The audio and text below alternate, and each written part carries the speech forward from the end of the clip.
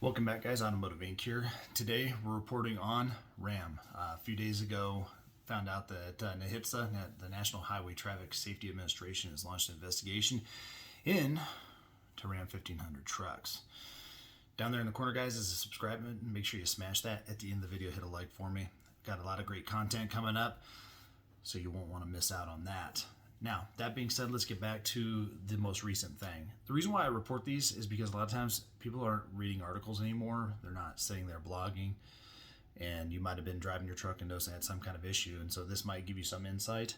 And at the end of this video and down in the description, I will put the NHTSA link so you can go there with any of the vehicles that you have, jam in your VIN number, and check and see if there's any active recalls.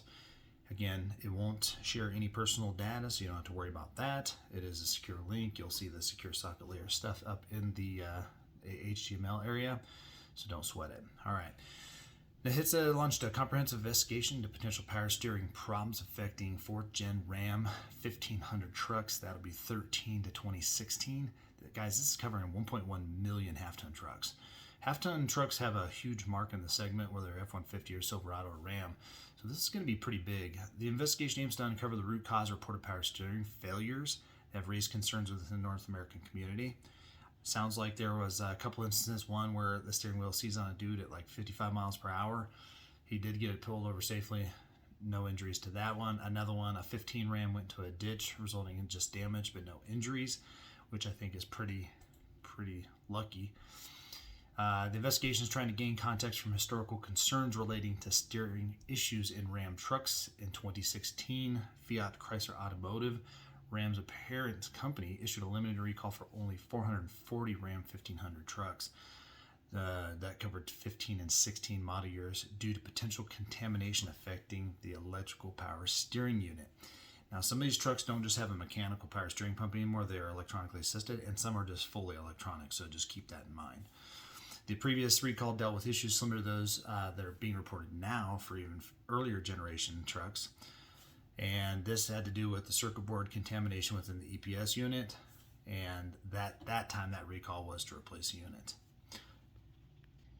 That being said, the recall has not been expanded yet to include any other years. And again, the investigation now is covering further years, but that recall, which you can check, that only covered that one. That being said, Stellantis, who is the parent company for Ram, has been fully cooperative with the investigation, and so it shouldn't have been a huge issue as they continue to look into it. NHTSA is committed to understanding and finding out the underlying issues in the 380 complaints to date that have affected Ram truck owners. And it sounds like there's been 3 accidents been reported and linked to the potential steering issue. NHTSA did have a recent incident involving a 2014 Ram with about 118,000 miles on it, experiencing power steering failure while towing a camper. Now that's pretty scary, guys. So again, all of these recalls, you can't just stop your truck. Your truck's working, or your car, you're using your car to get to work.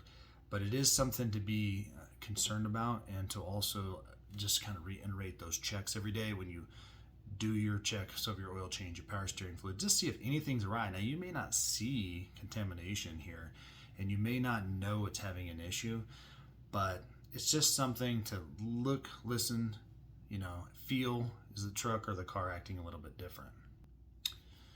So this is the most recent one. Again, it's going to affect a lot of trucks, guys. There was an earlier one in April where 131,000 trucks were recalled due to stalling.